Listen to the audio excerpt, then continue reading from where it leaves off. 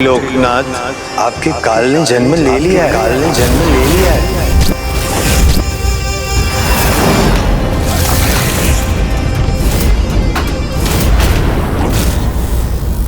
देखिए देवी पार्वती, आपके पुत्र में तेज, ज्ञान और संस्कार सभी समाहित हैं।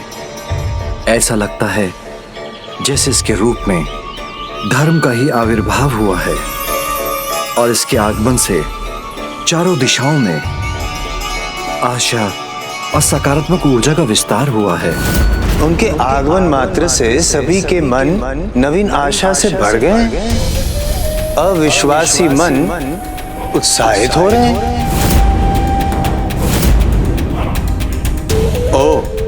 अब समझा कि क्यों ये अविश्वासी मन आपकी आज्ञा का पालन नहीं कर रहे।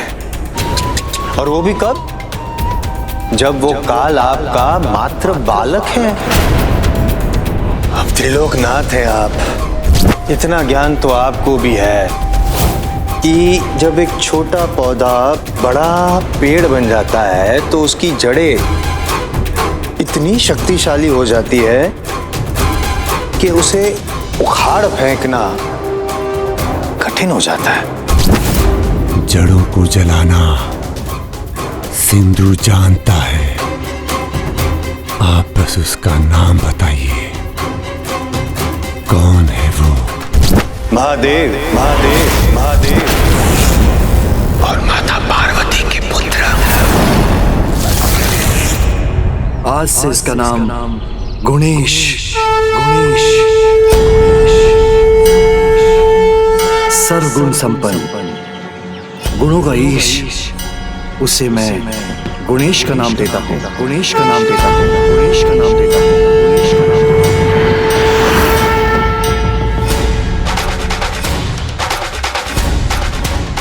हूँ। गुणेश हमारा पुत्र गुणेश। गुणेश गुणेश जो अपने गुणों से अधर्म का नाश करेंगे। त्रिसंध्या क्षेत्र में उनका जन्म हो चुका है। तो अंत भी वही होगा। महादेव पुत्र पार्वती नंदन गुणेश की जय। महादेव पुत्र पार्वती नंदन गुणेश की जय। महादेव पुत्र पार्वती नंदन गुणेश की जय। महादेव पुत्र पार्वती नंदन गुणेश की जय। सिंधु अपने काल का भी काल है देवर्षि, काल का भी काल। त्रिलोकनाथ, नारद आपसे जाने की आज्ञा चाहता है, किंतु जाते जाते कुछ कहना भी चाहता है। त्रिलोकनाथ हैं आप, अधिक विचार करने की आपको क्या आवश्यकता? त्रिलोकनाथ को क्या करना है, कब करना है, कैसे करना है, कितना करना है, ये तो सब पता है। त्रिलोकनाथ हैं आप। त्रिलोकनाथ को क्या करना है, कब करना है, कैसे करना है, कितना करना है, ये तो सब पता है। चाहता तो मैं वो हूँ जो आपने कहा, बड़ा हो वो पौधा, उससे पहले ही उसे कुचल दूंगा, मिटा दूंगा उसे। अधर्म को धर्म के आगे झुकना ही पड़ता है। झुकेगा, झुकेगा, मिटेगा वो अधर्म में भी, क्योंकि उसे झुकाने और मिटाने वाले आ गए हैं। सर्वे सद गुण संपन्न गुणेश।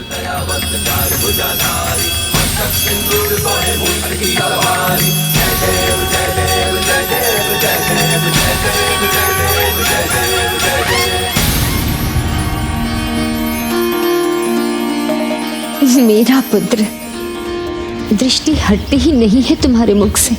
मुख तो देखो, जैसे भोर की शीतल लालिमा दमक रही हो। भोला भी दिख रहा है और समझदार भी।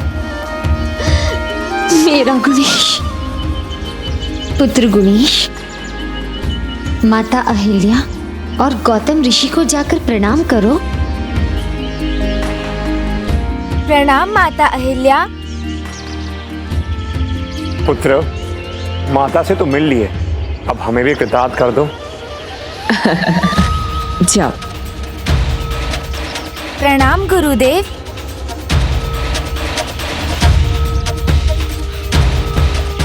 गुणेश को देखते ही कुछ ही पलों में देवी अहिल्या कितनी ममता और कितने विश्वास से भर गई है।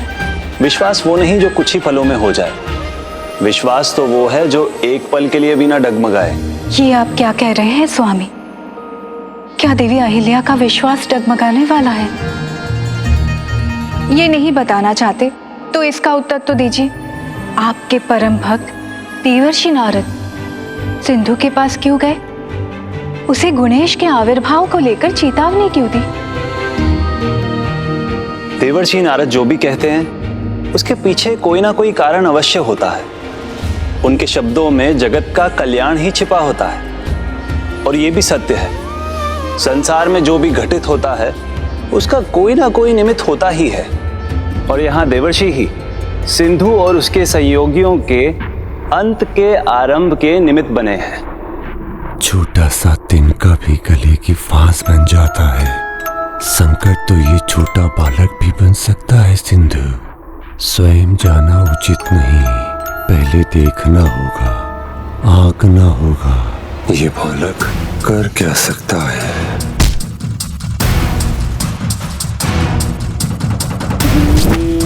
बहादुर, कुशलासुर, उन्हें बुलाया था मैंने। कहाँ है दोनों?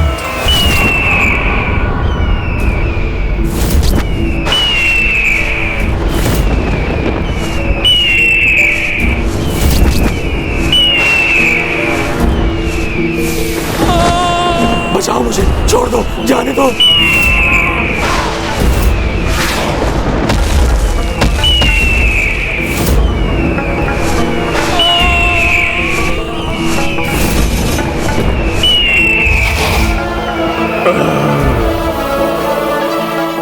क्षमा क्षमा कीजिए, बहुत ऊंचे स्वर में चिल्ला रहा था तो मुझे लगा मैं इसे खा जाऊंगा तो ये शांत हो जाएगा और मेरा पेट भी शांत हो जाएगा। क्षमा करें, बाज असुर का प्रणाम स्वीकार करें। प्रभु त्रिलोकनाथ सिंधु। विषदंती कुशलासुर कहाँ है?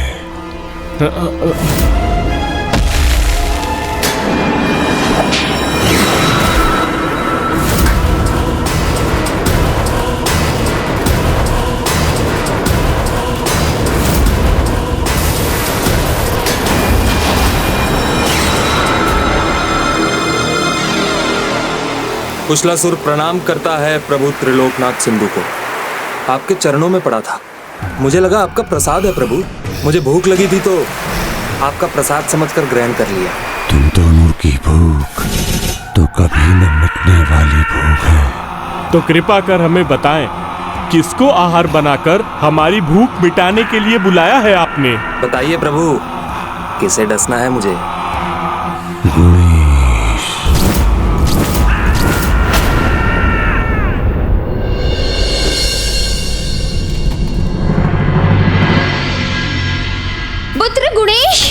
पुत्र गुणेश, पुत्र कहाँ हो तुम? कहाँ चला गया पुत्र गुणेश? माता क्या हुआ? माता क्या हुआ? माता पता नहीं, मेरा पुत्र कहाँ चला गया है। अभी तो उसने आश्रम को ठीक से जाना भी नहीं है। कहाँ पर क्या है उसे पता ही नहीं, फिर भी इतनी भोर में भला कहाँ चला गया है मेरा पुत्र? माता चिंता मत करिए, गुणेश बहुत गुणी है, समझदार है। यही कहीं होंगे, हम सब मिलकर ढूंढ लेंगे उसे। गुणेश! बिना माँ को बताए तुम कहाँ चले गए हो पुत्र?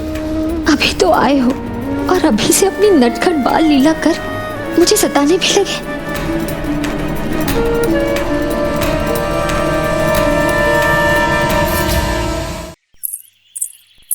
पुत्र! नटखट लीलाधारी के गुण चाहती थी आप पुत्र में, फिर चिंता क्यों बहन? करने दीजिए उसे नटखट बाल लीला। पुत्र कहाँ हो पुत्र? आशा नहीं थी कि तुम इतने नटखट होंगे। भ्राता परम कृष्ण, आपको ये देख देख कर प्रसन्नता हो रही होगी ना। और सब गुण तो ठीक है, तो आपके समान इतना नटखट होगा मेरा पुत्र, इसकी मैंने कल्पना भी नहीं की थी। मैंने पूछा था ना, मेरे ही जैसा पुत्र चाहिए, आपने कहा हाँ। और बहन, ये तो अभी आरंभ है उसकी बाल लीलाओं का। पुत्र, पुत्र अब सामने भी आ जाओ, इतना मत सताओ अपनी माँ को। माता, पुत्र,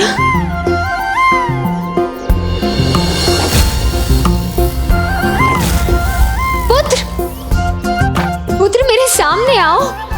यहाँ, मैं तो यहाँ हूँ माता। मैं थक गई हूँ पुत्र, सामने आओ। कहाँ हो तुम? अब मैं तुम्हारे पीछे और नहीं भाग सकती। तुम्हारी माँ को और भी बहुत कुछ करना है, शीघ्र ही सामने आ जाओ, अन्यथा तुम्हारी माँ रो देगी। तुम्हारी माँ रोए तुम्हें अच्छा लगेगा? तो चलो शीघ्र बाहर आओ। माता,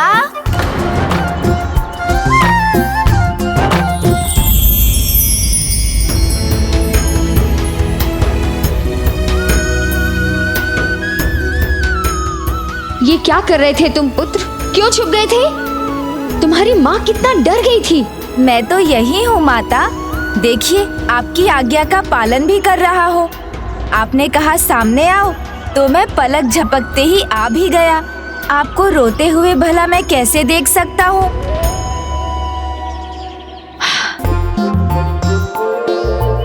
देखिए, पूरे आश्रम में इनकी धुंध मची है और गुणेश जी तो यहाँ है अपनी माता के पास। अब कोई पूछे इनसे कहाँ थे ये?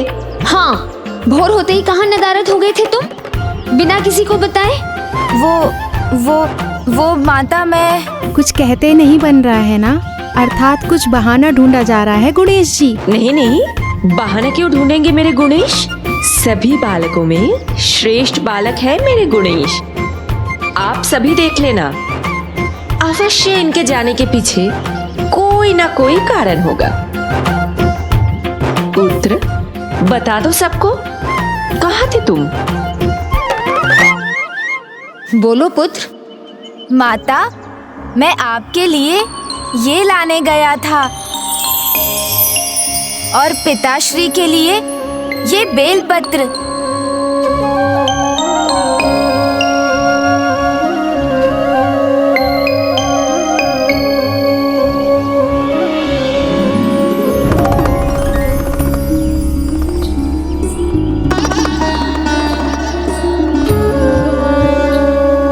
प्रणाम माता, प्रणाम पिताश्री। कल्याण हो पुत्र। देखिए, आप सब देखिए, कितने आज्ञाकारी भोले भाले हैं मेरे गुणेश। पुत्र, प्रत्येक माता पिता को अपने पुत्र द्वारा दिया गया उपहार बहुत पसंद आता है, किंतु उनकी आज्ञा बिना कहीं भी जाना किसी भी माता पिता को उचित नहीं लगता। तुम्हारी माँ ने तो पूरे आश्रम को उथल पुथल कर दिया था। तुम थोड़ी देर और नहीं मिलते तो ये जगत जननी क्या करती, ये तो यही जाने। माँ को यदि पल भर भी उसका पुत्र दिखाई न दे तो उसके हृदय पर क्या बीतती है, इसका अनुमान भी नहीं लगा सकते आप।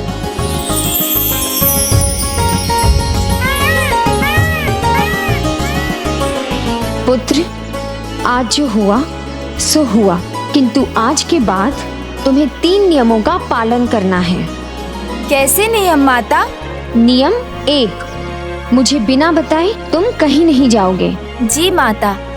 नियम 2, आश्रम के बाहर तो तुम कदापि नहीं जाओगे। जो आज्ञा माता। नियम 3, आश्रम में भी हमारी दृष्टि के सामने ही रहोगे। उचित है माता, मुझे आपके सभी नियम स्वीकार हैं, किंतु ये तो बताइए, इस आश्रम में मैं खेलूं किसके साथ? गुणेश, आश्रम में इतने बालक हैं, उनके साथ। किंतु माता, मुझे तो कोई भी बालक दिखाई नहीं दे रहा है। रुको, रघु, श्याम, सुंदर, तृप्ति, बाहर आओ सब। कहाँ हो? आओ आओ आओ। बच्चों इनसे मिलो, ये है मेरे गुणेश। बच्चों हम खेल खेल में भी बहुत कुछ सीख सकते हैं। हमारे गुणेश सर्व गुण संपन्न है, इनका लाभ उठाना। हाँ गुणेश, तुम जानते हो ये सब ना पूरा दिन आश्रम में धमा चौकड़ी मचाते रहते हैं, इसीलिए इन्हें थोड़ा ज्ञान भी देना, ठीक है? जी गुरु माता। अब तुम लोग खड़े क्यों हो, जाओ जाकर खेलो।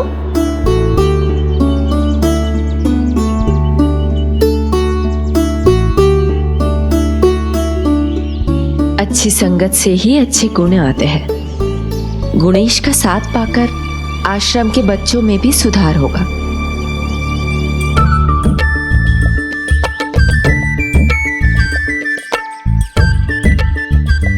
ऐसे एकटक मुझे मत देखो, खेल के बारे में सोचो। क्या खेलें ये तो बताओ। गिल्ली डंडा खेलते हैं, बहुत आनंद आएगा। माता अहिल्या रोकिए इन्हें, पता नहीं अपनी गिल्ली से क्या क्या तोड़ेंगे ये।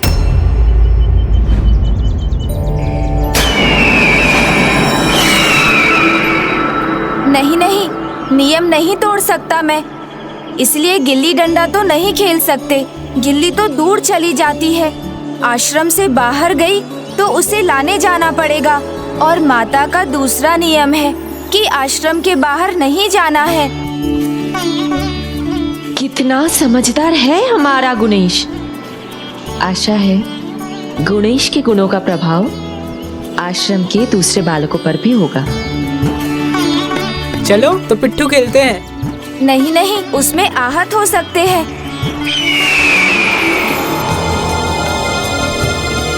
हमारी रक्षा ये भयंकर असुर सिंधु से कैसे कर पाएगा, जो खेलने से भी डर जाए। वस्त्रों से बनी गेंद से कोई बालक इतना भयभीत कहाँ होता है? गुणेश डरते क्यों हो? ये वस्त्रों का गेंद है, इससे चोट नहीं लगती। ये देखो। मुझे क्यों मारी गेंद? अभी खेल आरंभ नहीं हुआ है। इस खेल का ना आरंभ होगा ना अंत, क्योंकि हम ये नहीं खेल रहे। आहत मैं होऊंगा और पीड़ा माता को होगी, और माता को कष्ट में मैं नहीं देख सकता। गुणेश को अपनी माँ का इतना ध्यान है। अच्छा, तो ये कारण था गुणेश के मना करने का। माता के प्रति कितनी निष्ठा है गुणेश की। इसे कहते हैं मातृभक्ति, समझे? और कोई खेल सुझाओ? तब तो पकड़ा पकड़ी खेलते हैं। ओहो, वो भी कोई खेल है? बस दौड़ते रहो। इतना दौड़ना पड़ा तो थक नहीं जाऊंगा? ये तो बस बहाने बनाए जा रहे हैं। बालकों के खेल से भयभीत होने वाले गुणेश दुष्ट सिंधु और उसके असुरों का सामना कैसे करेंगे?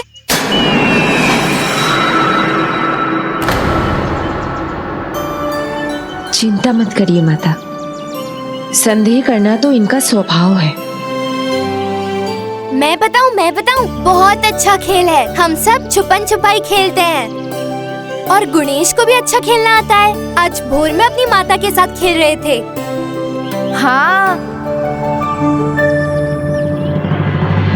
वाह वाह, बहुत अच्छा सुझाव है। ना भाग दौड़, ना आहत होने का डर, और छिपने के बहाने विश्राम भी हो जाएगा।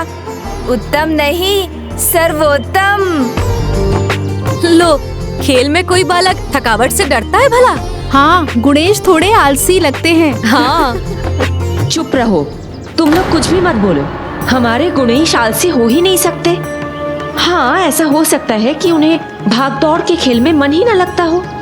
आश्रम के बहुत कारी शेष है। जाइए, वस्त्र की धुलाई कीजिए। स्मरण रहे, एक भी वस्त्र मैला नहीं रहना चाहिए। और आप अन्न सुखाइए। जाइए।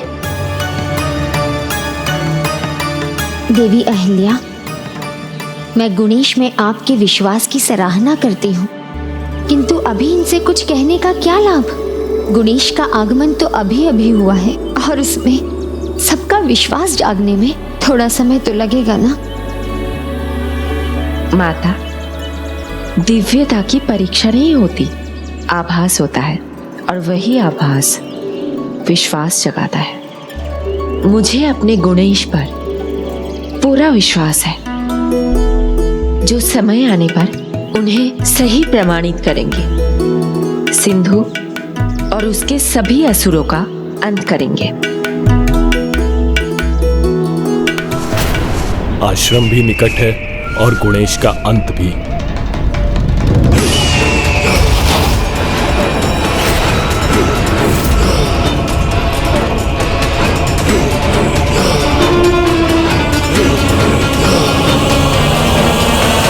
हरी हरी 1, हरी हरी 2, हरी हरी 3, हरी हरी 10। आ जाओ। हाँ आ जाओ।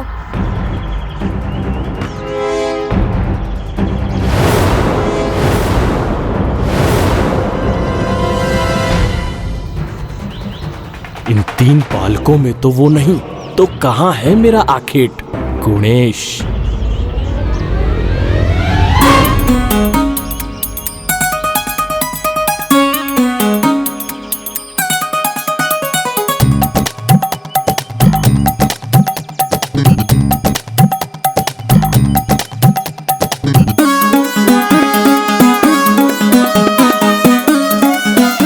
गुणेश, मैंने तुम्हें देख लिया है, बाहर आ जाओ।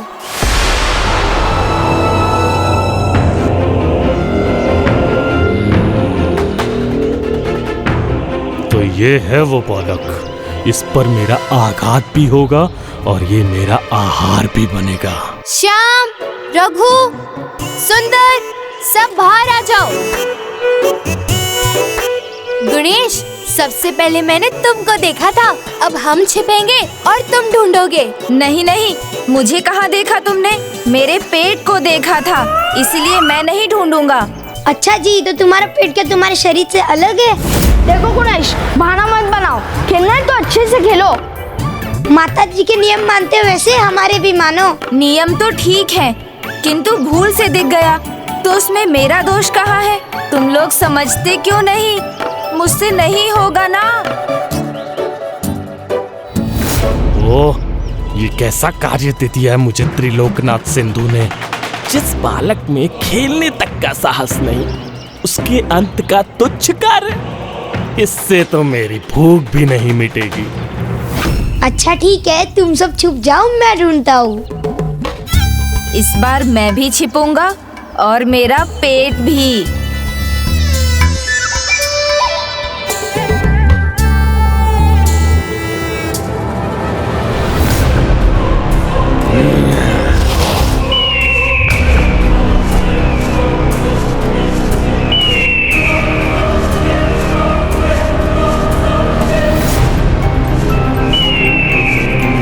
हरिहरी 1, हरिहरी 2, छुप गए सभी, मैं ढूंढने आ रहा हूँ।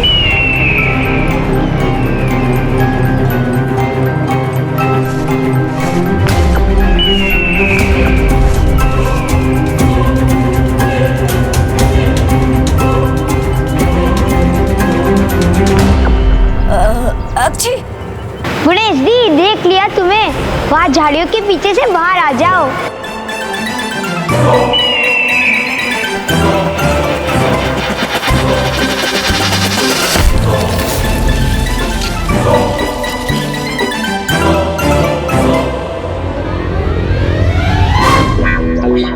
चिंता मत करो, कोई मूषक होगा।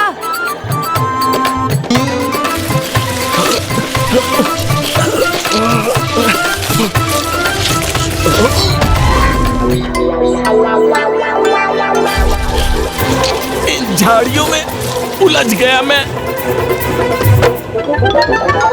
मैं तो अच्छे से छिपा हुआ था, वो तो छींक आ गई, तभी तो मुझे देख सके ना तुम। नहीं नहीं गुणेश, इस बार कोई बहाना नहीं, इस बार तो तुम्हें ढूंढना होगा। उचित है, तुम लोग पकड़े जाना चाहते हो ना, मुझे तो पल भर भी नहीं लगेगा तुम सबको ढूंढने में। तुम भूल रहे हो, यहाँ नए हो, यहाँ सभी छिपने के स्थान हमें पता है। तो जाओ छिपो, मैं तो गिनती गिनते गिनते ही तुम सबको पकड़ लूंगा।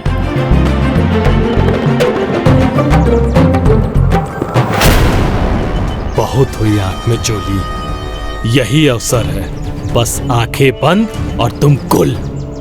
अब सीधा त्रिलोकनाथ सिंधु के सामने ले जाकर तुम्हें अपने पेट में डालकर खिलखिलाऊंगा। हरी हरी 1, हरी हरी 2,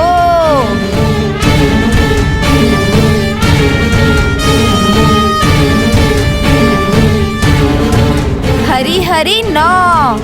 छिप गए ना सभी? अब कुछ ही पलों की गिनती है बालक, फिर तुम मेरी चोंच में छिप जाओगे। हरी हरी 10। मित्रों, मैं आ रहा हूँ।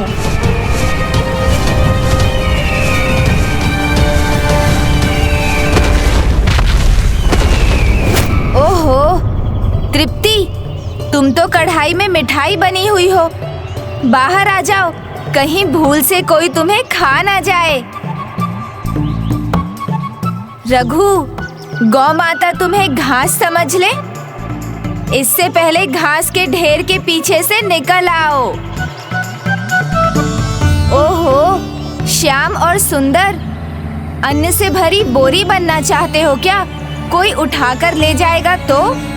या कहीं माता अहिल्या ने तुम्हें भंडार घर में बंद कर दिया तो? चलो शीघ्र बाहर आओ।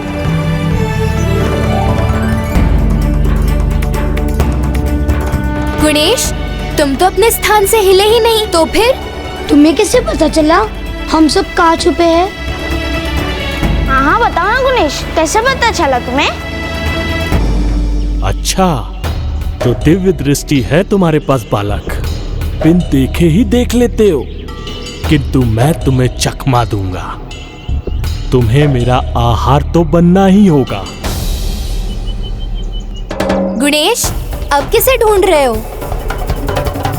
हम चारों को तो तुमने ढूंढ लिया, तो वहाँ कौन है? हाँ बताओ ना गणेश, कौन है वहाँ? आओ बालक, अभी झपट लूंगा तुम्हें। है, कोई तो है, वातायन के पीछे। प्रणाम प्रभु महागणाधिपति, अब मुझे प्रसाद ग्रहण करने की अनुमति दीजिए।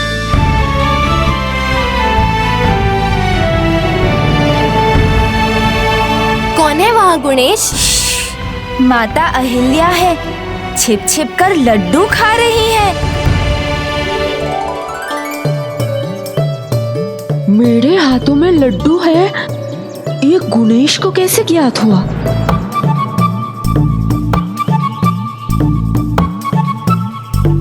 अच्छा, तो यहाँ ये चल रहा है। प्रसाद था कल का, अब प्रसाद तो व्यर्थ नहीं कर सकते ना।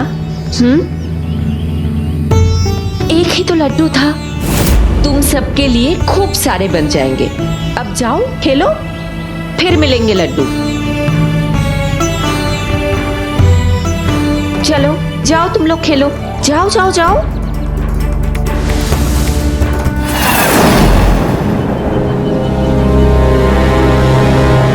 गणेश, तुमने लड्डू दिखाकर मेरी भूख जगा दी और लड्डू मिला भी नहीं।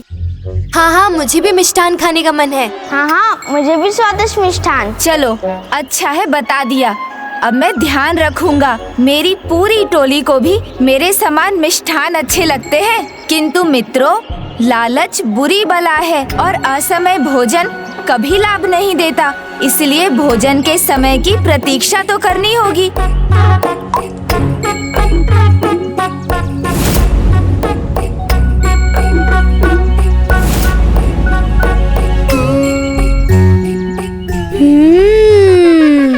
आनंद आ गया।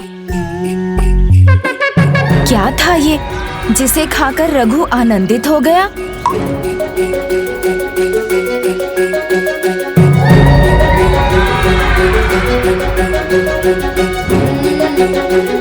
बहुत ही मीठा और स्वादिष्ट है। इस बार जो गिरेगा वो मैं खाऊंगा।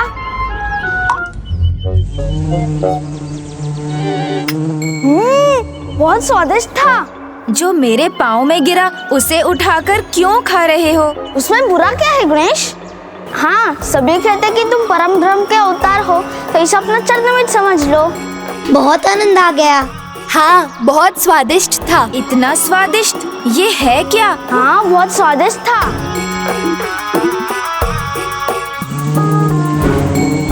मधु? अच्छा, इतना मधुर है तो मुझे भी स्वाद लेना है। अब अगली बूंद मेरी है।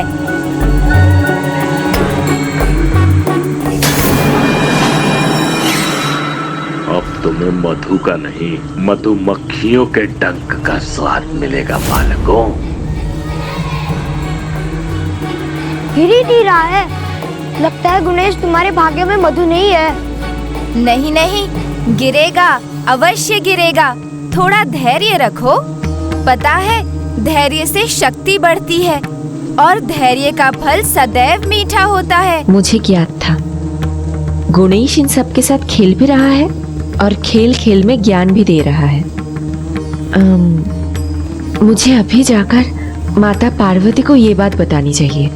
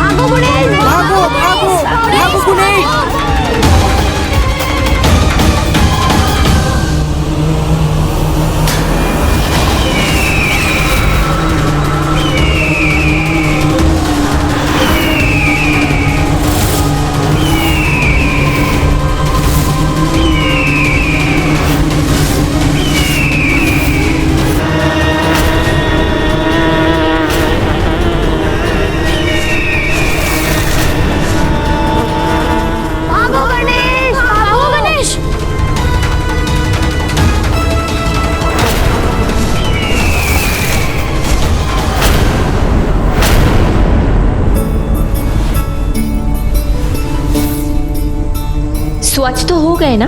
नहीं तो गुरुदेव इन्हें धारण नहीं करेंगे। आप चिंता मत कीजिए माता, एक भी निशान नहीं है इन पर।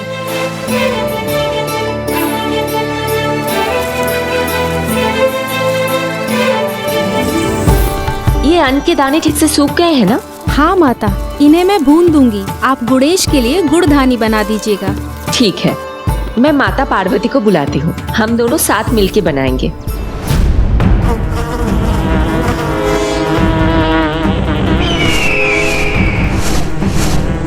अतिरिक्त धीरज रखोगे तो कहीं मधुमक्खियां अतिरिक्त फल न दे दे। भागो गणेश, भागो।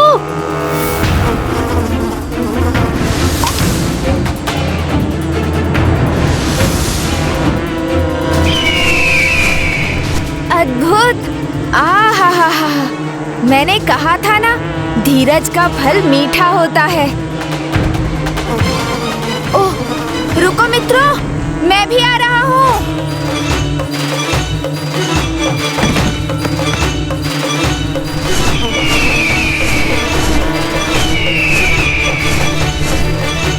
गणेश जी संभल कर। अरे गणेश जी, रुको रुको, संभल कर।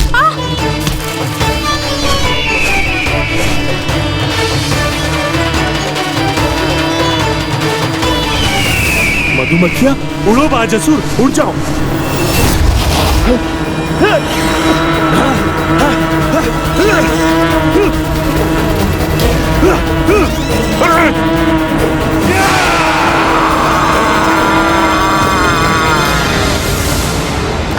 हो गया कल्याण। मधुमक्खियों से तो बच जाएंगे, पर माता अहिल्या से कौन बचाएगा?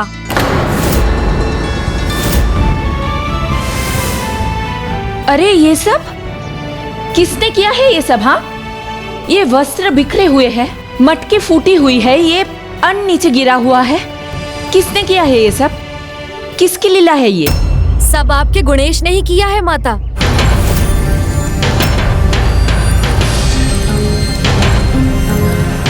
देखिए ना माता, सारे धुले वस्त्र फिर से मैले करवा दिए गणेश ने। और गणेश ने अन्न भी गिरा दिया माता। और मेरी मटकी भी फोड़ दी गणेश ने।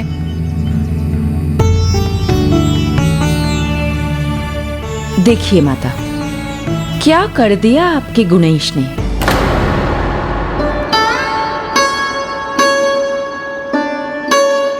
जब से गणेश आया है, आप उसे हमारा गणेश कहते थक नहीं रही थी, और आज जब उससे भूल हुई है तो का गुणेश हो गया? नहीं नहीं नहीं माता, मेरा अर्थ ये है कि देखिए ना, हमारे गुणेश ने क्या कर दिया है। गुणेश, तुम्हारा जो होगा सो होगा, हमें भी दंड मिलेगा। माता, इसमें मेरा कोई दोष नहीं। मैं तो आपकी ही आज्ञा मान रहा था। मेरी आज्ञा? हाँ माता, आपने कहा था ना आश्रम के बाहर मत जाना, तो जब मधुमक्खियाँ पीछे पड़ी तो आश्रम में ही भागना पड़ा और ये सब हो गया। मधुमक्खियाँ? पुत्र,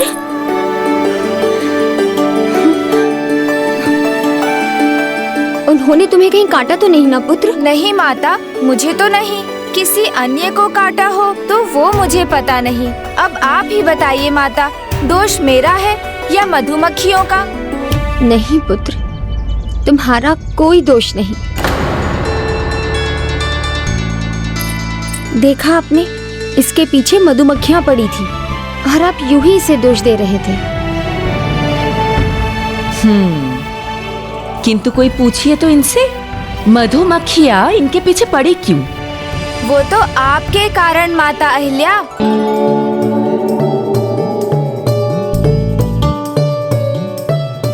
मेरे कारण? कैसे?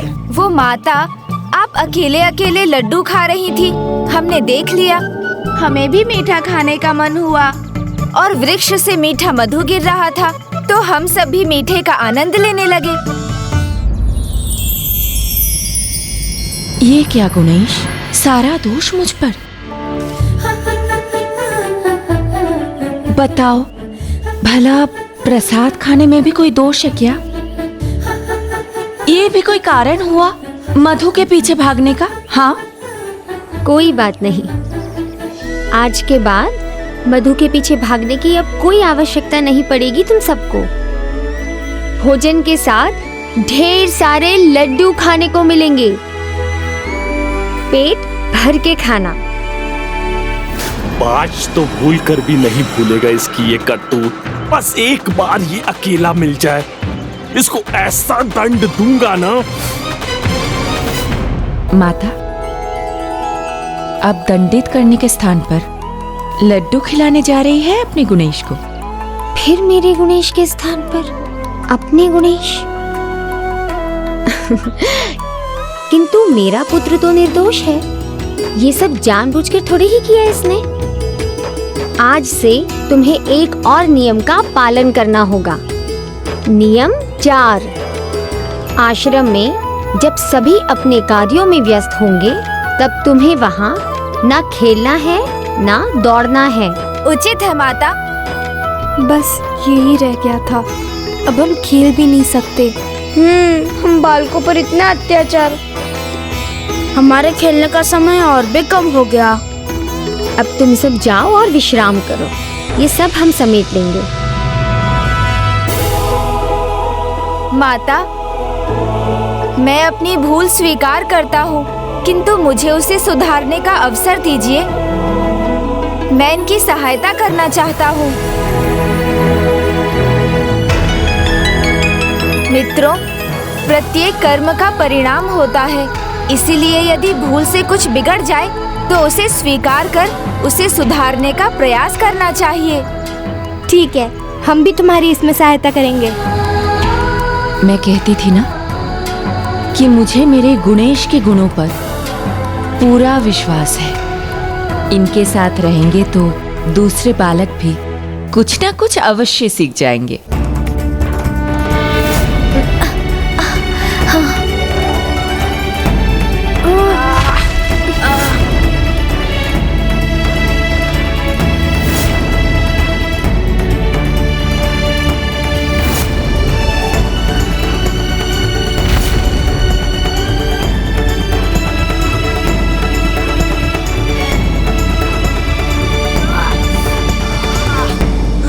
अब सब काम हो गया, अब हमें विश्राम करना चाहिए। ठीक है, चले जाओ। चलो मित्रों।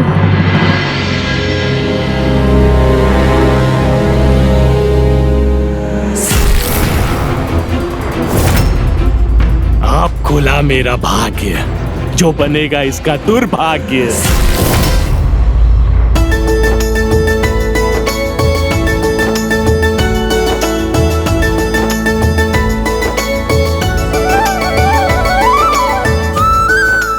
गुणेश, क्या हुआ? तुम्हें विश्राम नहीं करना? करना तो है माता, किंतु मैं भी चला गया तो इस अन्न की देखभाल कौन करेगा? कोई पशु या पक्षी इन्हें बिखेर कर चला गया तो?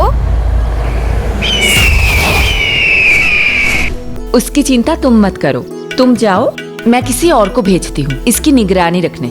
नहीं माता, भूल मुझसे हुई थी, इसलिए ये तो मेरा ही कर्तव्य है ना। गुणेश, इसके पीछे तुम्हारी कोई नटखट बाल लीला तो नहीं है ना? नहीं नहीं माता, बिल्कुल नहीं, कदापि नहीं। यहाँ धूप से हटकर बैठना ही उचित होगा। आओ गुणेश। उचित है माता, मैं इस अन्न का ध्यान रखते रखते थोड़ा विश्राम कर लूँगा। आप जाइए, विश्राम कीजिए।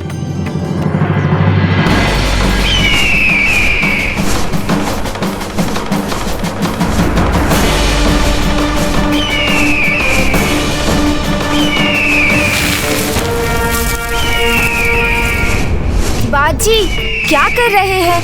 अनाज है वो, उसका अपमान तो मत कीजिए, उसे मत बिखेरिए। शत्रुता मुझसे है तो मुझ पर निकालिए ना, अन्न के दानों पर नहीं। इन्हें ही बिखेरूंगा, अवश्य बिखेरूंगा। कहा ना, ऐसा मत कीजिए, माता अहिल्या मुझे ही डांटेंगी। डांट तो तब पड़ेगी ना जब जीवित रहोगे।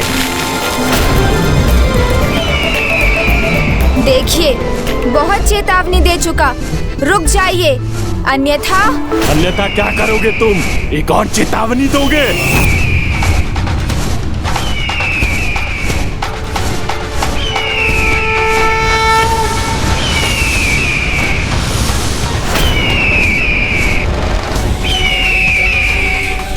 कितना मना किया था, आप माने ही नहीं। छोड़ो, छोड़ो मुझे, छोड़ दो दुष्ट बालक। लो, छोड़ दिया।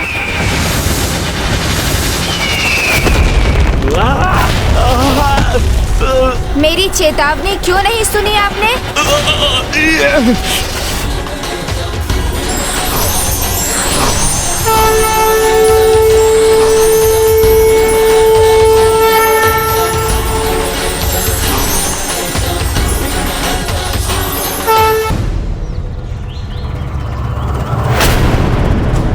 अन्न के दाने कितने बिखरे पड़े हैं। माता अहिल्या आ गई तो अर्थ का अनर्थ हो जाएगा। अब तो मुझे कोई नहीं बचा सकता।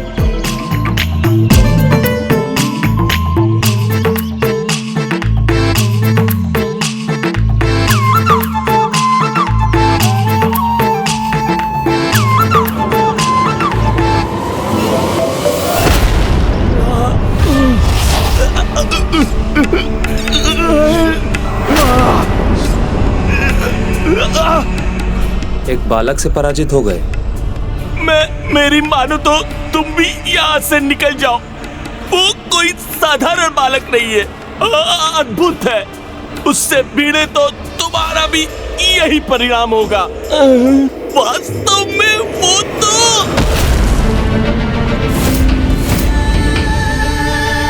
विष दंती के प्रहार से प्राणियों के दंत हिल जाते हैं, क्योंकि मेरा प्रहार सामने से नहीं, पीछे से छिपकर होता है। ये सब क्या है? माता, आप समझिए। देखिए, मैं यहाँ बैठा था, आपने मुझे यहाँ बैठाया, फिर आप चली गई। मैं तो अच्छे कार्य के लिए बैठा था, किंतु वो वहाँ से एक बड़ा बाज आया, ऐसे उड़ान भरते हुए। आप देखती ना वो। बस गुणेश, बस। आप पहले बालक नहीं है जिन्हें माता अहिल्या ने पाला है, किंतु कहानी सुनाने वाले आप पहले हैं। किंतु अब ये कहानी मुझे नहीं, आपको माता पार्वती को सुनानी होगी। फिर देखते हैं माता पार्वती क्या कहती है। नाव दो धाराओं में बहेगी तो संकट में ही तो पड़ेगी। माता अहिल्या विश्वास और अविश्वास के अधर में थी, और गुणेश पर तो अभी एक और संकट छाने वाला था, है ना स्वामी? जहां परम श्री कृष्ण के तत्व हों, वहां तो एक ही धारा बहती है, नटखट बाल लीलाओं की सभी उसी के भाव में बहकर मुग्ध हो जाते हैं। तो श्री गणेश उन बाल लीलाओं में पीछे कैसे रहते, जिनमें एक सरलता भी है और जिनके पीछे एक गूढ़ रहस्य भी छुपा है। हे प्रभु, सबकी आशा पर निराशा के काले बादल न छा जाए। पुत्र, ये मटकी फोड़ना, ये सब वस्त्र मैल करना, अन्न बिखेरना, ऐसा बालकों जैसा व्यवहार क्यों? बोलिए गुणेश, क्यों? माता, बालक तो बालक होते हैं और मैं भी तो एक बालक हूँ। हाँ गुणेश, तो मैंने कब कहा कि आप बालक नहीं हो? किंतु यदि आपके कारण किसी को कष्ट हो, ये क्या कोई अच्छी बात है? बिल्कुल भी अच्छी बात नहीं है। किंतु माता, आप मेरी बात भी तो ध्यान से सुनिए। मैंने कुछ नहीं किया, मैं समझाता हूँ। नहीं नहीं नहीं गुणेश, अब मुझे कुछ नहीं समझना। अब जो कुछ भी समझाना माता पार्वती को समझाना, वो समझेंगे भी और आपको समझाएंगे भी। वो माता है तो आप भी तो मेरी गुरु माता हैं।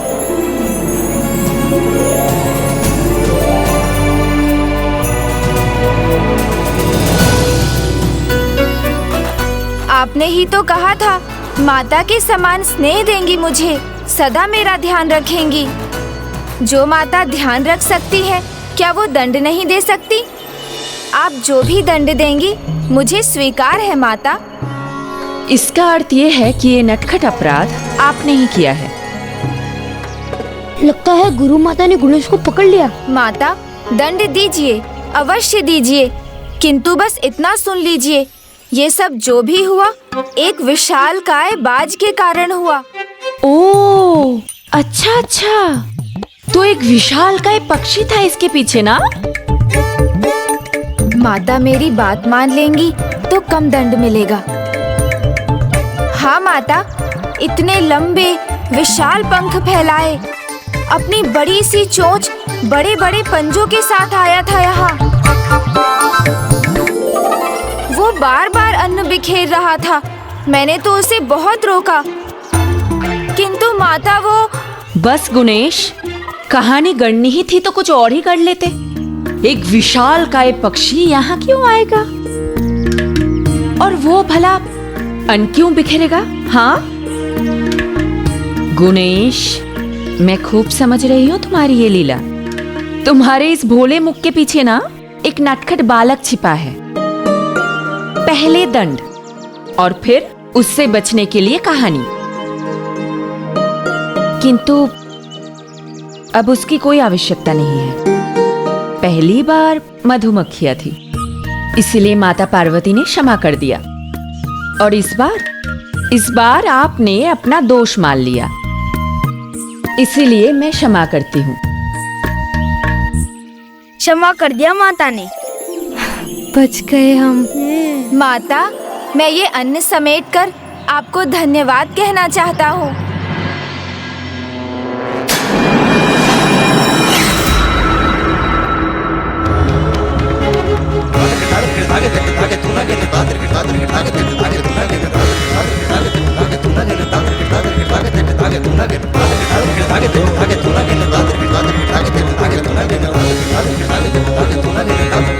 गुणेश, ये क्या कर रहे हो?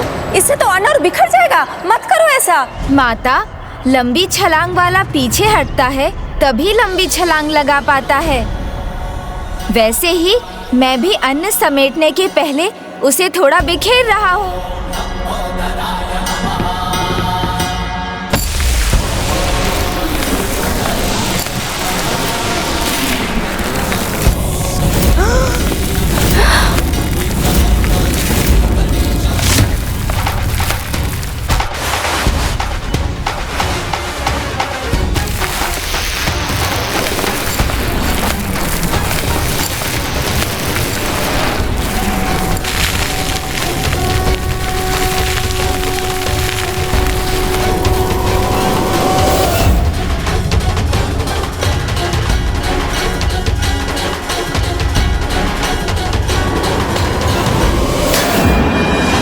साधारण तो नहीं है ये बालक। उचित है, ये तो ठीक कर दिया आपने।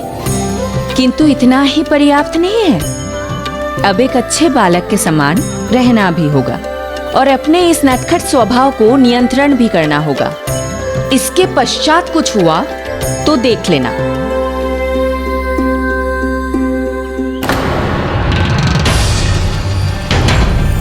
हे प्रभु, इस बालक के चक्कर में प्रभु का भोग ही नहीं लगा पाई।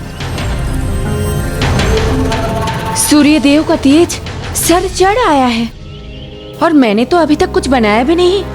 आज तो बस गुड़ ही चढ़ा पाऊंगी।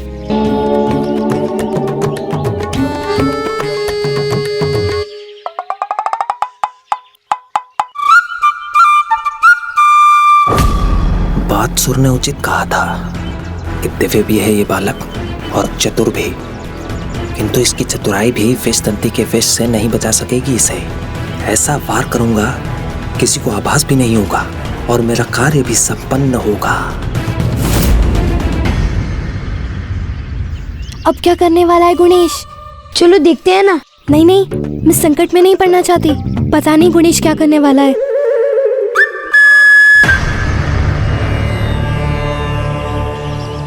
अत्यंत विलंब हो गया है आज, मुझे शीघ्रता करनी होगी।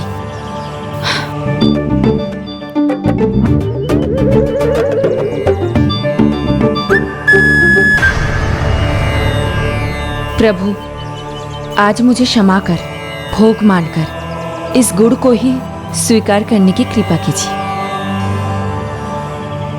माता भगवान को भोग चढ़ा रही हैं, तो थोड़ा गुड़ मुझे भी तो दे सकती थी। मैंने इतना श्रम किया है, मेरा पेट भी भूख से गुड़गुड़ कर रहा है। ओहो, मुझे फिर से भंडार गृह जाना होगा।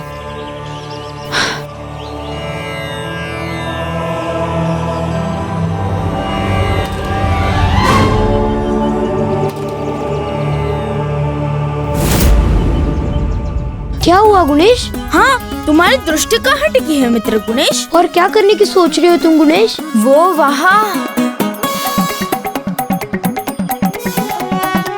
प्रभु माँ गणाधिपति जी की प्रतिमा? नहीं नहीं, वो देखो जो प्रतिमा के सामने है।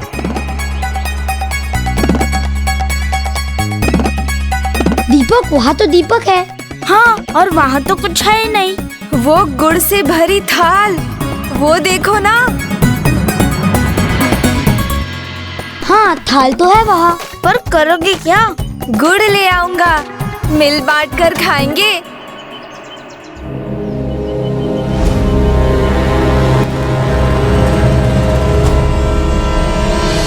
इसमें तो संकट है, बहुत बड़ा संकट। हाँ, तृप्ति ने उचित कहा था कि पकड़े गए तो गुरु माता दिन में ही तारों के दर्शन करवा देंगी। भीरू हो तुम सब, यदि कुछ पाना है तो उसका मूल्य तो चुकाना होगा। थोड़े संकट का सामना तो करना ही पड़ेगा। नहीं नहीं गुणेश, ऐसा मत करो। धैर्य का फल चखा था ना तुमने, कैसा था? मीठा, बहुत मीठा। तो मित्रों, श्रम का फल उससे भी मीठा होता है। माता ने देख लिया तो ऐसा फल मिलेगा ना कि कभी भूल नहीं सकेंगे। भूल जाओ संकट को, उसका सामना मैं करूँगा, श्रम भी मैं ही करूँगा और मीठा फल मिलेगा सबको। तुम्हें बस मुझे भीतर जाने में सहायता करनी है, करोगे ना?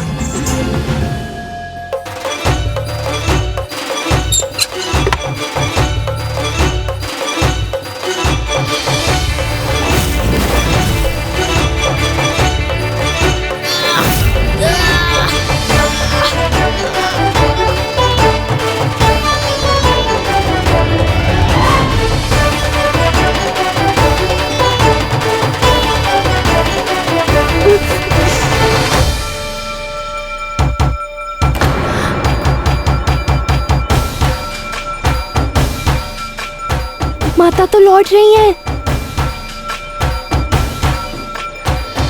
लो मित्रों,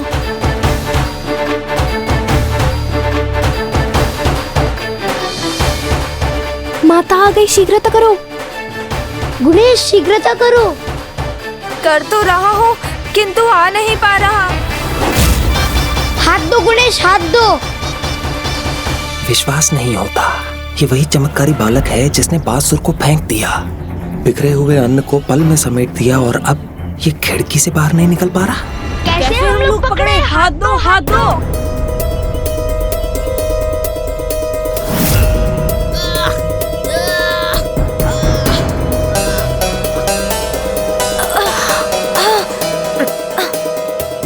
इसे असाधारण समझना तो एक भ्रम था। मैं तो जो करूंगा बाद में करूंगा, लेकिन सबसे पहले दंड तो इसकी माता ही इसे देंगी।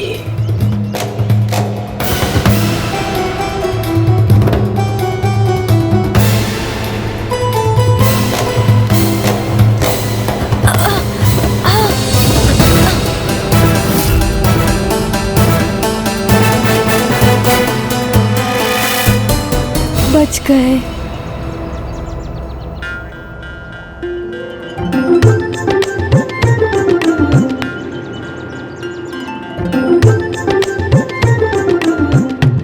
मैंने कहा था ना चिंता मत करो।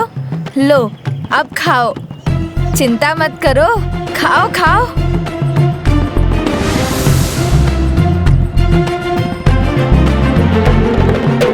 तृप्ति? नहीं नहीं, अधिक है तो मुझे दे दो, मैं खा लेता हूँ। अच्छा अब बताओ, इससे तुम्हें क्या सीख मिली? श्रम करने में सफलता असफलता नहीं देखते, बस श्रम करते हैं, फिर मीठा, बहुत मीठा फल मिलता है। मन तो मेरा भी कर रहा है, किंतु माता के क्रोध से डर लग रहा है।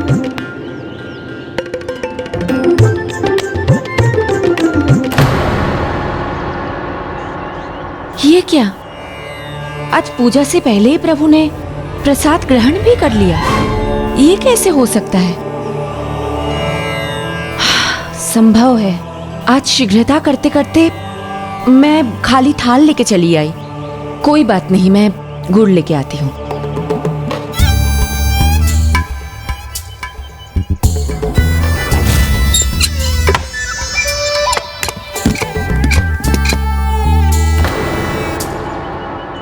आहा, माता और गुड़ ला रही है। थोड़ा और परिश्रम करती है ना।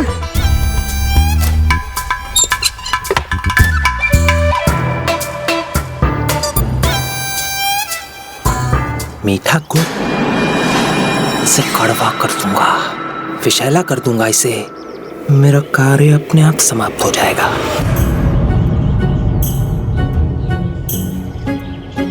आज बार बार विलंब हो रहा है। पता नहीं मैं गुड़ लाना कैसे भूल गई।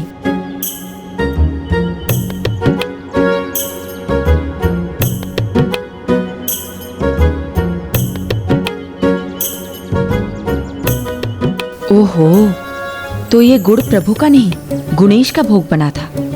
उससे पूछा तो फिर वो अपनी मिश्री जैसी मीठी बातों में मुझे घुमा देगा। उसे रंगे हाथ पकड़ना होगा। प्रभु, हे प्रभु, विलंब के लिए क्षमा। आज मैं आपको इतना स्वादिष्ट, इतना मीठा गुड़ चढ़ाऊंगी कि आपको भी आनंद आ जाएगा। आनंद आएगा, बहुत आनंद आएगा।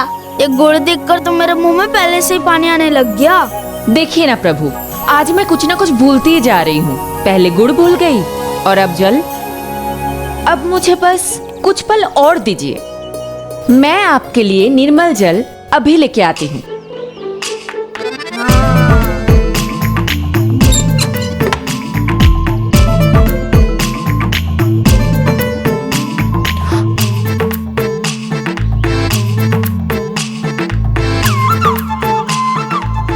ये तो जाल है, माता तो यहीं खड़ी है। चलो चलो, शीघ्रता करो।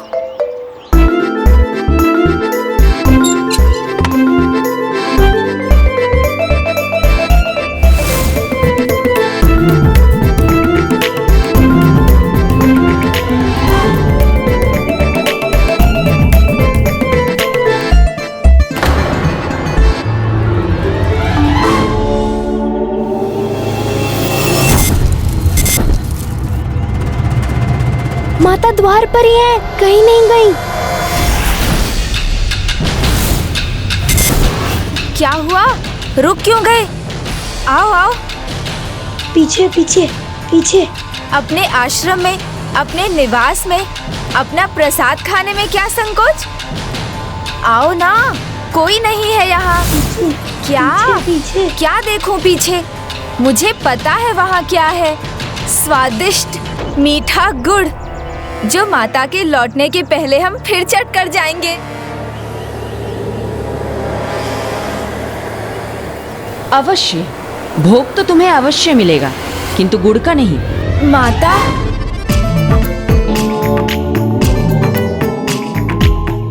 मेरा अनुमान सही था, तो आप ही हो। पकड़ा जा सकता हूँ ये तो मुझे पता था, किंतु आप दंड देने के लिए रस्सी ही ले आएंगी, ये नहीं पता था। कुशलासुर, तुम्हें इसी अवसर का लाभ उठाना है। अब ये इसे बांधेंगी और मैं इसे भेदूंगा।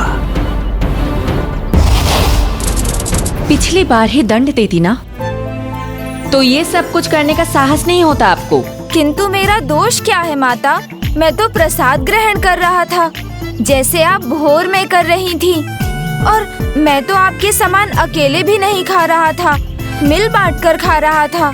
बस गुणेश, बार बार ये सब कुछ कहकर दंड से बचना क्यों चाहते हैं आप? ठीक है, तो इस बार माता पार्वती तय करेंगी कि उनके गुणेश को क्या दंड मिलना चाहिए।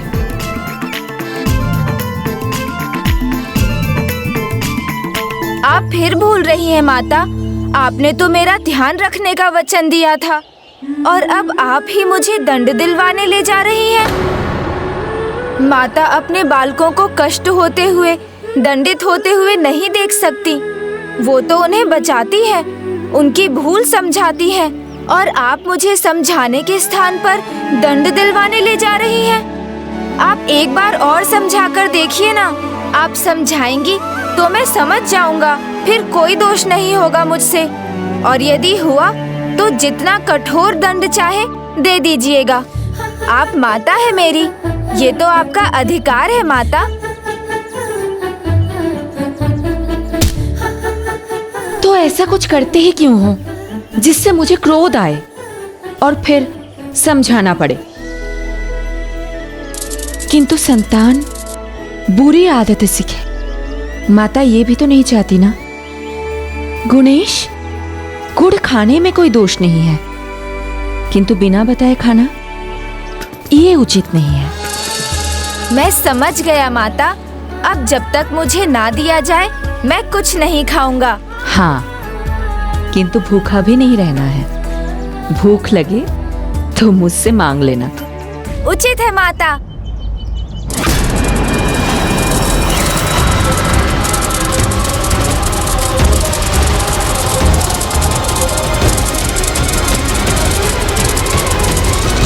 गुणेश, गुड़ खाने में कोई दोष नहीं है, किंतु बिना बताए खाना ये उचित नहीं है।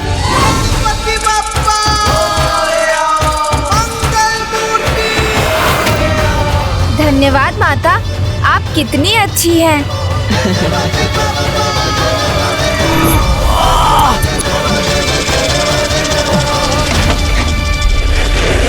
बच गए कुशलासुर, बच गए। यदि वो बालक एक पल और मेरे ऊपर खड़ा रह जाता तो मेरे तो प्राण ही चले जाते। उसके अंत का प्रयास करते करते मेरा अंत हो जाता। मुझे यहाँ से निकल लेना चाहिए। इस बालक से उलझना उचित नहीं है।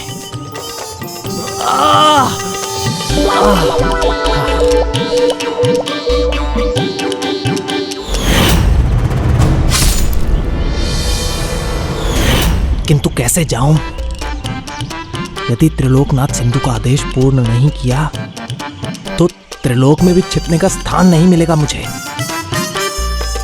एक और कुआं, दूसरी ओर खाई।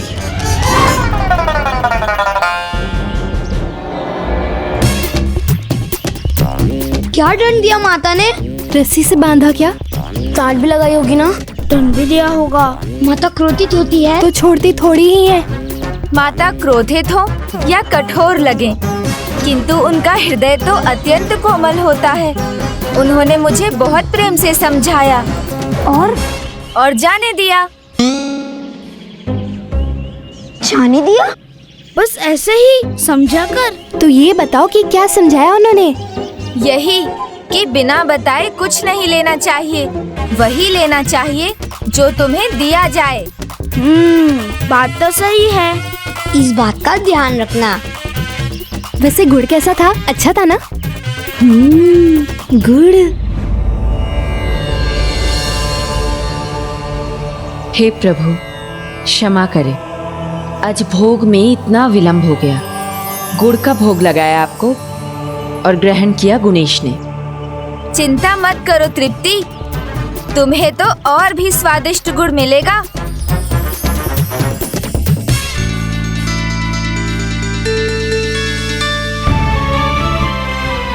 हे गजानन, हे गजमुख, गुड़ के इस भोग को स्वीकार कीजिए। चलो अब गुड़ खाते हैं। नहीं नहीं, अभी तो दंड पाए बिना छूटे हो और फिर से वही भूल करना चाहते हो। इसमें कैसी भूल है? माता ने कहा था ना, हे गजमुख गुड़ स्वीकार करें। देखो मुझे, ध्यान से देखो, बड़े बड़े कान हैं, लंबी सूंड है। ऐसे कान और सूंड किसके होते हैं? गज के। तो मैं गजमुख हुआ कि नहीं?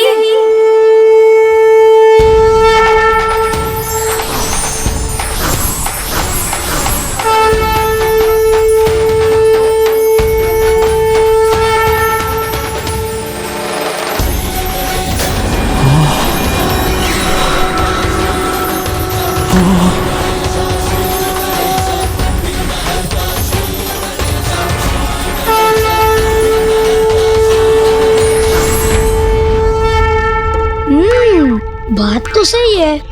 गजानन गजमुख, जिसका मुंह गज जैसा हो। तुम्हारा मुख तो गज जैसा ही है। हाँ, तुम तो गजमुख हो। अब तो मानते हो कि माता ने ये भोग मुझे ही चढ़ाया है।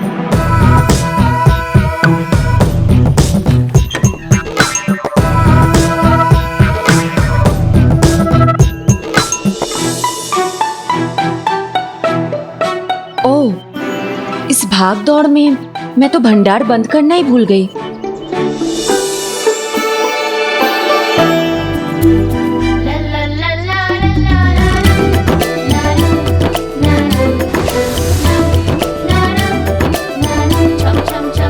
लो खाओ, तुम सब खाओ।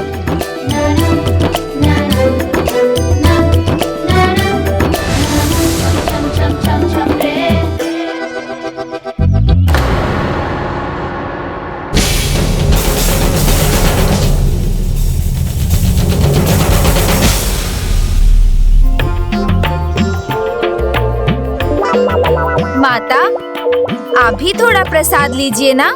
नहीं नहीं नहीं गुणेश, अब मैं तुम्हारी इस मीठी मीठी बातों में नहीं आने वाली हूँ।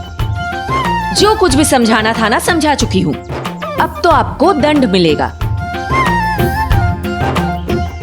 गुणेश, माता की ममता का कोई ऐसे लाभ उठाता है भला?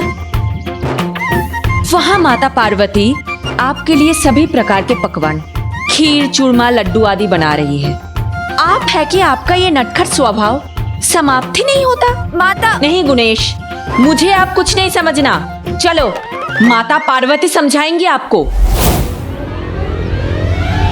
धैर्य का फल मीठा तो होता है कुशलासुर। मिल गया उपाय। ढेरों पकवान बन रहे हैं ना, अब त्रिलोकनाथ सिंधु का आदेश अवश्य पूरा होगा। बस मैं खीर के ऊपर मेवा और डाल दूं, मेरे पुत्र को बहुत भाएगा। उंगलियां चाट चाट कर खाएगा। माता, माता, माता बाहर आइए। माता, आप रसोई में भोजन पका रही है और बाहर आपके पुत्र आश्रम को सर पर उठा रहे हैं।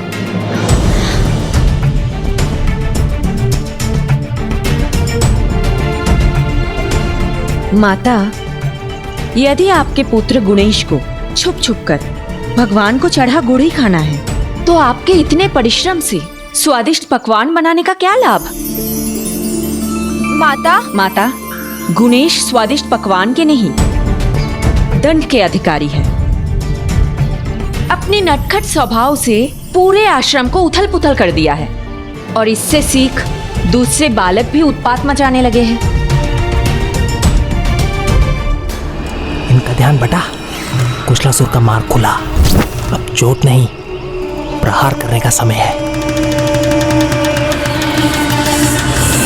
माता आप ही बताइए, यदि गुणेश ऐसे ही रहे तो बुराई की मिट्टी में लिपटे हुए सिंधु से हमें मुक्ति कैसे दिलाएंगे? माता मुझे तो कुछ कहने दीजिए। हाँ हाँ कहिए ना, बताइए माता पार्वती को, कैसे आपको रंगे हाथों पकड़ा था मैंने, बताइए। देवी अहिल्या, आपने गुणेश की भूलों को उजागर कर एक माता का धर्म निभाया है, किंतु एक संतान की भूल को सुधारना अभिभावक का ही कार्य है। यदि हमें इसे दंडित करना भी पड़े तो हमें पीछे नहीं हटना चाहिए।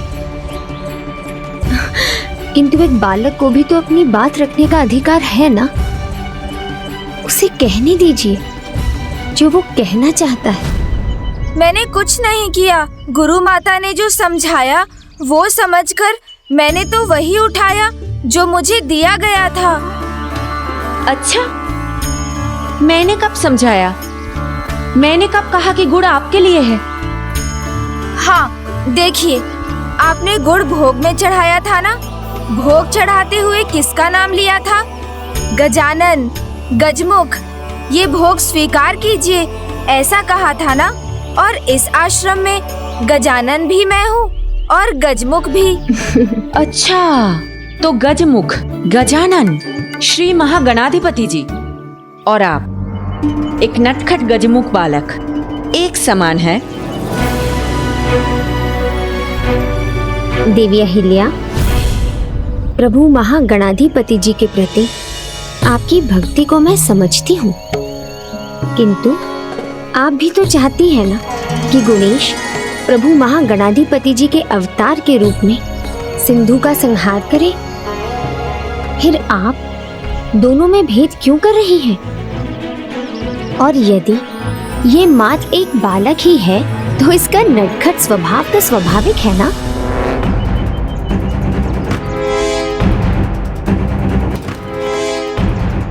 ये दबे पांव रसोई के भीतर कौन गया? पुत्र, जो कार्य अनुचित है वो अनुचित ही होता है, फिर उसे कैसे भी क्यों ना किया जाए। किंतु जो कार्य सही है, यदि उसे अनुचित प्रकार से किया जाए तो वो अनुचित ही होता है। गुड़ खाने में कोई दोष नहीं, किंतु तुमने गुड़ बिना पूछे उठाया, वो अनुचित था। सही तो ये होता कि तुम्हारा गुड़ खाने का मन है और तुम माता अहिल्या से गुड़ मांग लेते, वो स्वयं तुम्हें दे देती। पुत्र, अब जब भी तुम्हें भूख लगे या कुछ खाने का मन हो तो मुझसे या माता अहिल्या से मांग लेना। रसोई घर में इस प्रकार प्रवेश कर ये करना क्या चाहता है?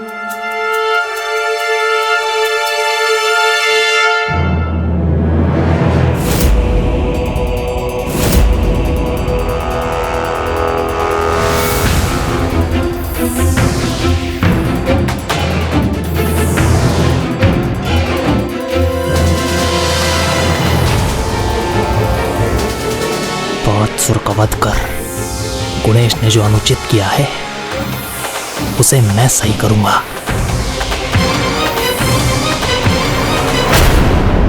इसने तो सारा भोजन विषैला कर दिया।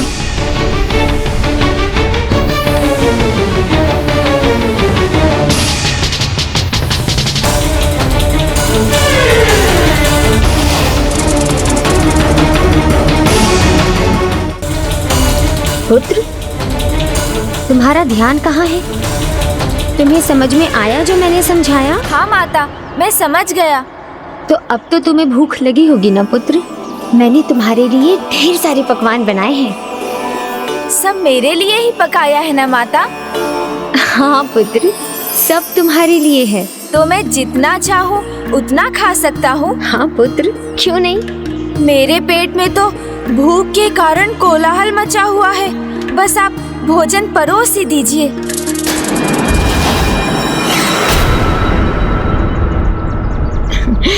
देवी अहिल्या, आप सभी को बुला लीजिए, मैं भोजन पात्र लेकर आती हूँ। अब यही रहना पुत्र, हम दोनों अभी आते हैं। माता, सत्य कहिए, मैं जितना चाहूँ उतना भोजन कर सकता हूँ ना? उसके लिए आपकी अनुमति है ना?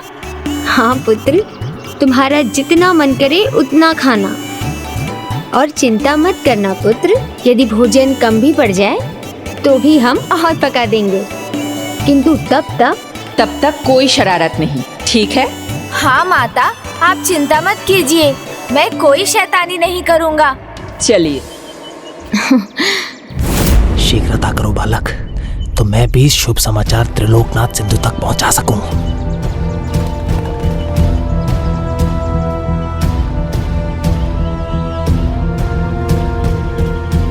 इतना सारा भोजन, इसे फेंकना तो अन्न का अपमान होगा, किंतु जो भोजन जीवन ऊर्जा देता है वो किसी प्राणी के प्राण ले, ये भी उचित नहीं। फिर तो एक ही मार्ग है, मुझे ही सब खाना होगा। भक्त भोग चढ़ाए तो भक्ति, माता भोग चढ़ाए तो आशीर्वाद। अब माता के आशीर्वाद से ही मैं इस विष के प्रभाव को भी मिटा दूंगा। इतना भोजन सामने पड़ा है तो ये गुड़ क्यों खा रहा है?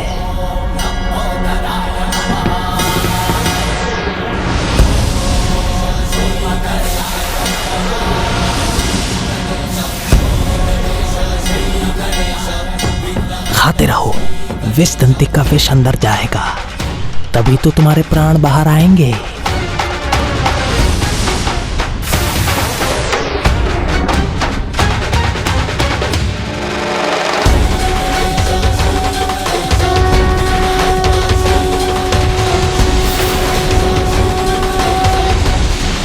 असंभव है ये, मेरा कांटा तो जल भी नहीं मांगता, फिर ये बालक मेरे विष के प्रभाव से सुरक्षित कैसे है? आप लोग आसन ग्रहण कीजिए, हम भोजन लेकर आते हैं। आइए माता।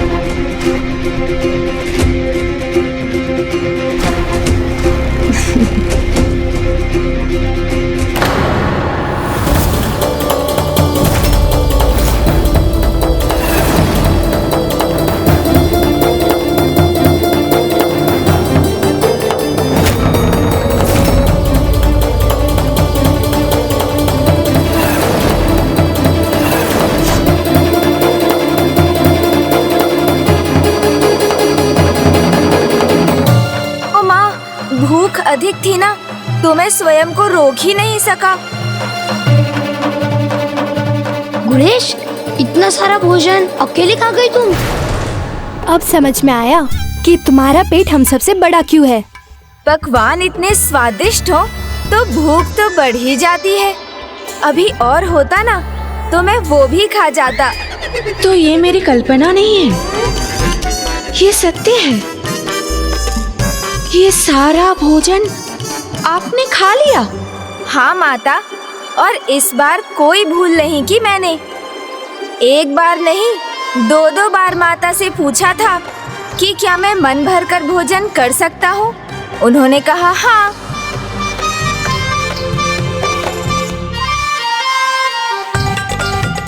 किंतु ये पात्र तो बचा हुआ है। चलो, हम सब के लिए इतना तो बचा हुआ है। इस विषैली खीर पर मेरी दृष्टि तो पड़ी ही नहीं। इसे नहीं चखा मैंने। रुको मित्रों, ये भी मैं ही खाऊंगा।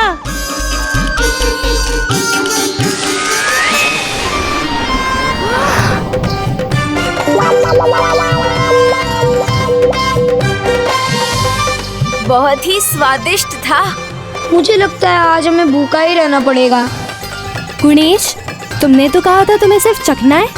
इसका स्वाद ही कुछ ऐसा था, मैं स्वयं को रोक ही नहीं सका।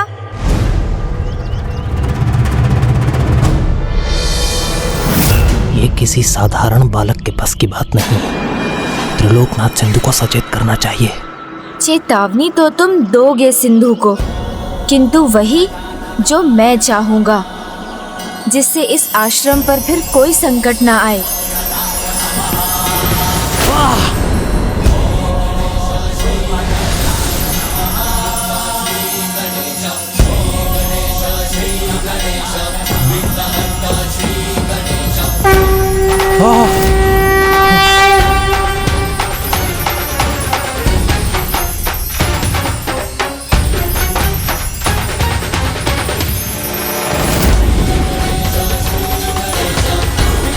अद्भुत। ये अद्भुत नहीं है। आपने अन्याय किया है, सारा भोजन ग्रहण कर लिया और ये ग्रहण करने से पहले आपने अन्य किसी का विचार भी नहीं किया। ये भी नहीं सोचा कि आपके मित्र भूखे रहने पर विवश हो जाएंगे। माता, यदि ये सारा भोजन मैं नहीं खाता तो आप सब विवश हो जाते अपने प्राणों को त्यागने के लिए। गुणेश, आप इतने स्वार्थी कैसे हो सकते हैं कि अपना स्वाद पाने के लिए अपने ही मित्रों को कैसे भूखे पेट रख सकते हैं?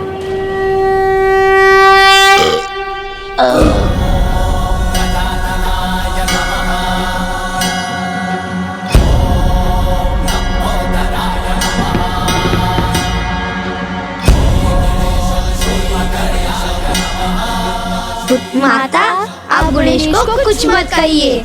गणेश ने खा लिया तो हम सबकी भूख मिट गई।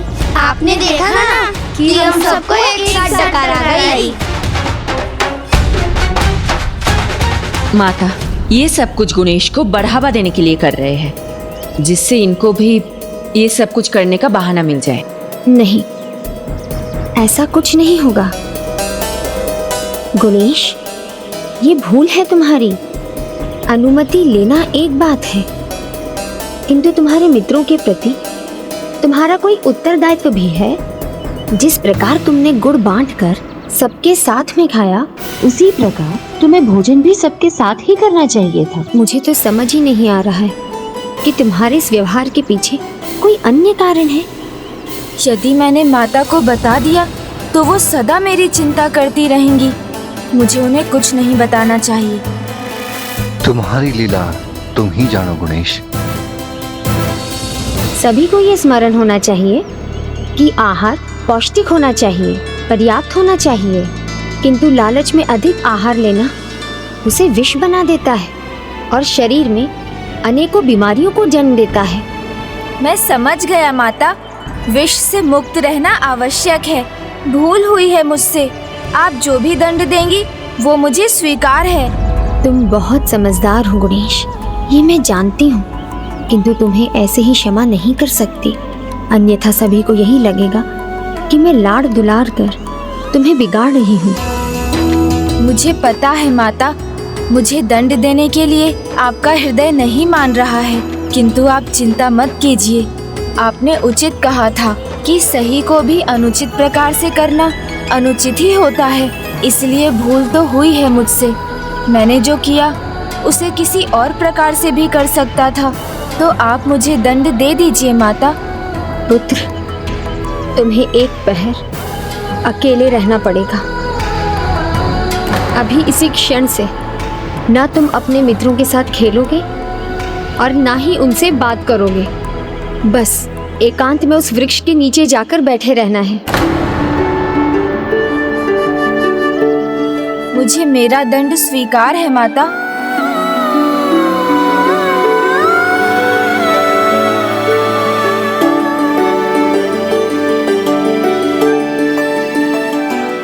अपने पुत्र को दंड देना किस माँ को अच्छा लगता है? कितना अच्छा होता यदि मुझे ये नहीं करना होता।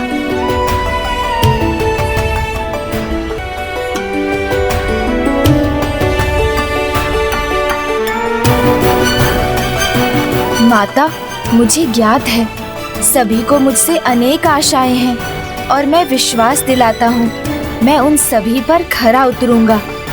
इस आश्रम पर, किसी भी आश्रम वासी पर मैं कोई संकट नहीं आने दूंगा।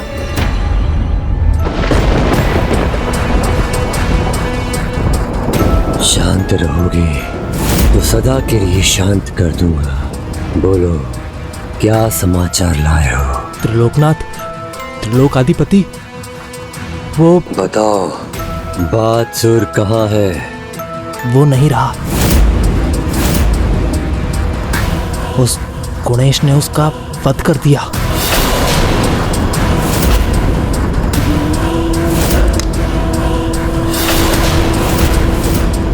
बादसुर, असाधारण योद्धा, उसका अंत कर दिया एक बालक ने, और तुमने कुछ नहीं किया। किया था त्रिलोकनाथ, किया था। मैंने उस आश्रम के पूरे भोजन में विष मिलाया था,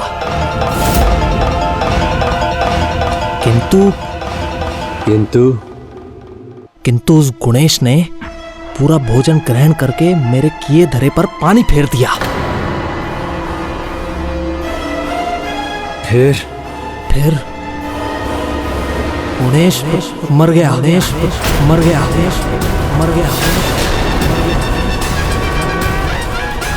है? ये क्या हुआ? बोलना चाहा, बच गया, और मुख से निकला मर गया।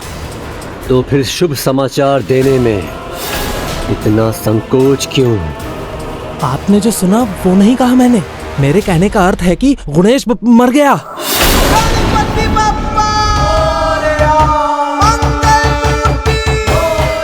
मेरी जिभा को ये क्या हुआ है? मुझे बोलना है बच गया, किंतु मुख से निकल रहा है मर गया। सुन चुका हूं मैं, वो बालक मर गया। नहीं त्रिलोकनाथ, गुणेश तो मर गया।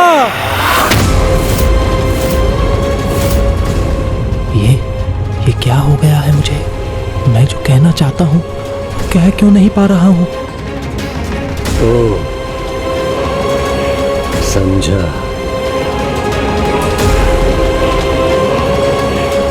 पुरस्कार चाहते हो तो मिलेगा पुरस्कार। जाओ, स्वर्ग लोक के सब सुख पाओ।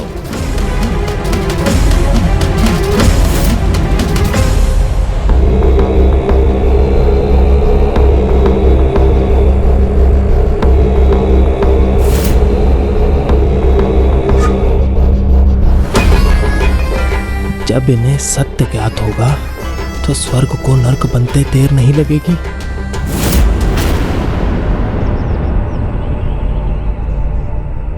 कोई बालक इस प्रकार शांत एकांत में बैठा रहे और उसकी माँ का हृदय व्याकुल न हो, ये कैसे हो सकता है भला? तब तो मुझे भी क्रोध आ गया था, किंतु अब गुणेश को इस प्रकार अकेला देखकर मन बहुत दुखी हो रहा है।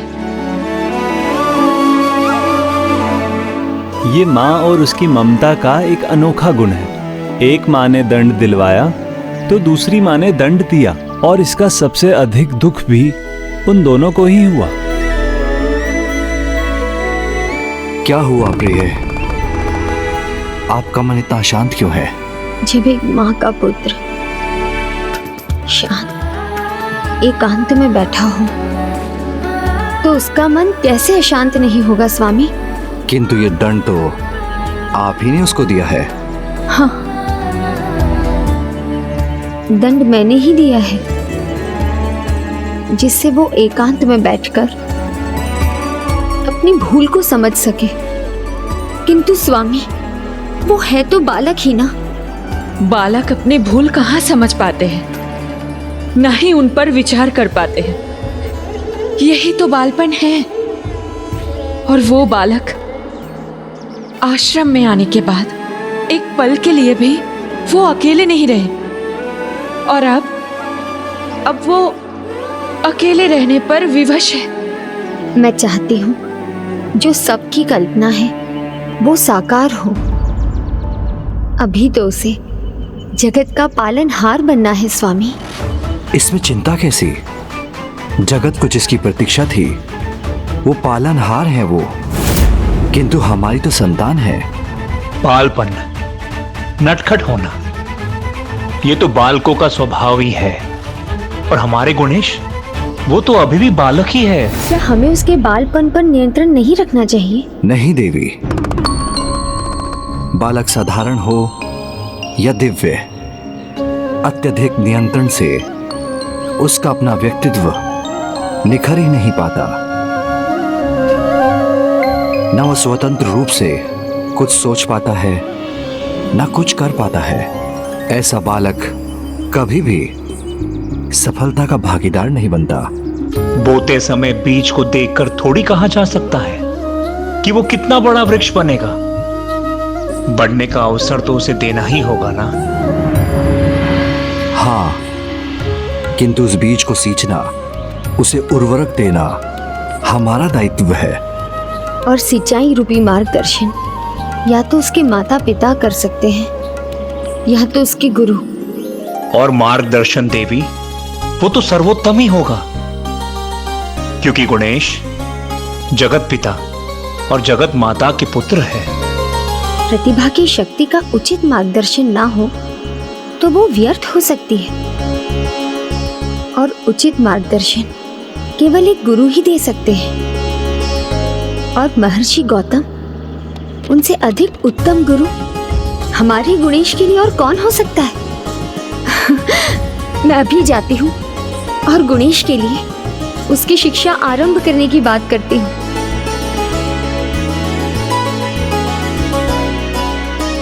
मैं अभी जाकर माता पार्वती को सुझाव देती हूँ कि वो शिक्षा के लिए गणेश को आपके पास भेजे, तभी गणेश उचित दिशा में आगे बढ़ेंगे। मैं आती हूँ स्वामी।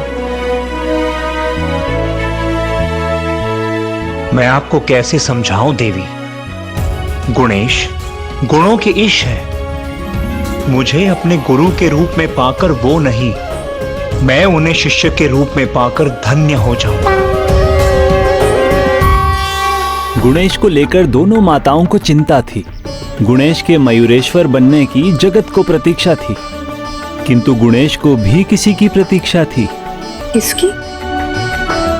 अपने महान भक्त मुद्गल की। भक्त और भगवान के मिलन का समय अब निकट था, इसीलिए श्री गणेश को भी इसका आभास होने लगा था।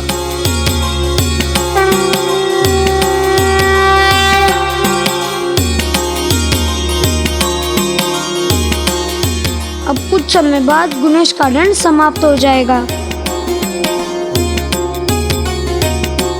किंतु गणेश क्या कर रहा है? क्या ढूंढ रहा है?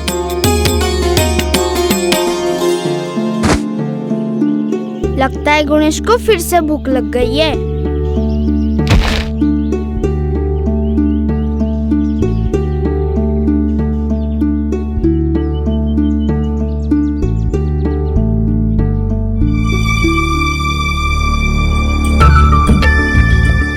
कुछ समझ नहीं आ रहा है, क्या है गणेश के मन में? वो क्या कर रहा है?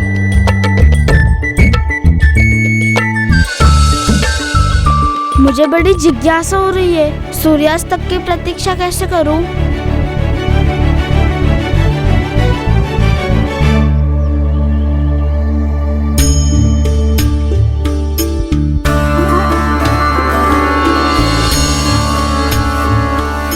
चलो मित्रों।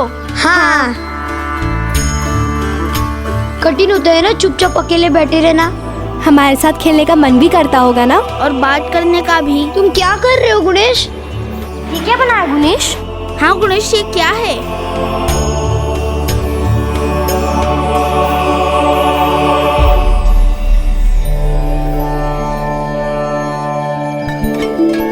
कुछ बोल क्यों नहीं रहे हो? अब तो दंड भी समाप्त हो गया, अब तो कुछ बोलो।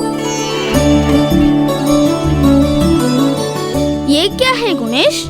भक्त और भगवान को भक्ति के तार से जोड़ने वाला एक तारा। कौन से भक्त? और किन भगवान के? जिनमें सच्ची श्रद्धा हो वो भक्त, और जिन पर श्रद्धा हो वो उसके भगवान। कदाचित आप उचित कहती थी देवी अहिल्या। हाँ माता, एकांतवास का लाभ हुआ है गणेश जी। सब यही मानते हैं कि भक्त तो भगवान के रंग में रंगते हैं, किंतु यहाँ तो स्वयं भगवान ही भक्त के रंग में रंगने जा रहे थे।